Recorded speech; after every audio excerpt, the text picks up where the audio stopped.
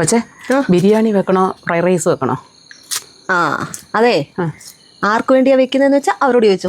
ഞാൻ എല്ലാം കഴിക്കുന്ന, എനിക്ക് ഒരു കുഴപ്പമില്ല. എന്റെ കൊച്ചുമോൻ അപ്പുമോന് വേണ്ടിയാടി വെക്കുന്നേ. അതാ ഞാൻ പറഞ്ഞത്, അത് കേൾക്കാൻ വേണ്ടി തന്നെ ഞാൻ പറഞ്ഞ കൊച്ചുമോൻ അപ്പുമോന് വേണ്ടിയാണെങ്കിൽ അപ്പുമോനോട് ചോദിച്ചോ, എനിക്കറിയത്തില്ല. അവന് ബിരിയാണിയാ ഇഷ്ടം. ആണോ? വെക്കുമ്പോ എല്ലാരും കഴിക്കുന്നു. അവന്റെ പേര് ഞാൻ അങ്ങ് പറയുന്നതാണല്ലോ. ഞാൻ വളർത്തിയതാടി 3-3.5 വയസ്സ് വരെ. നീ കൈ തന്നിട്ടില്ലേ പോയതേ? വിലങ്ങനെ വളർത്തിയുണ്ടേ എനിക്ക് അത് അവന് കൊടുക്കണം. അവന്റെ ഇഷ്ടത്തിന് നാട്ടിൽ വരുമ്പം. അതെനിക്കറിയായിരുന്നു, ഇത് കേൾക്കാൻ വേണ്ടി തന്നെ ഞാൻ പറഞ്ഞത്.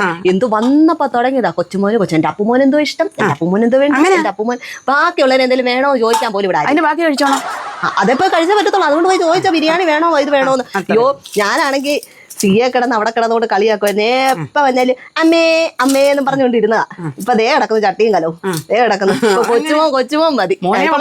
ഇപ്പൊ മോനെ എന്നുള്ളൊരു വിളിയും ഇല്ല, ഒന്നുമില്ല. ആ സ്നേഹം കഴിഞ്ഞു, അവന്റെ തലമുറയാ. അപ്പൊ അതിനെയാ നമ്മൾ വലിപ്പനും വലിയമ്മയും സ്നേഹിക്കുന്നത്. നിങ്ങൾക്ക് ഇനി അനുഭവത്തിൽ വരുമ്പോഴേ അതിനെ കുറിച്ച് പിന്നെ പോയി കൊച്ചുമോനോട് ചോദിച്ചു. ചോദിക്കും. കുഞ്ഞിന്റെ ആഗ്രഹത്തിന് ഞാൻ അതിന്റെ എന്ത് വേണേലും ഇച്ചിരി കഴിച്ചോളാം. അത് മതിയോ? എല്ലാരും അത് മതി.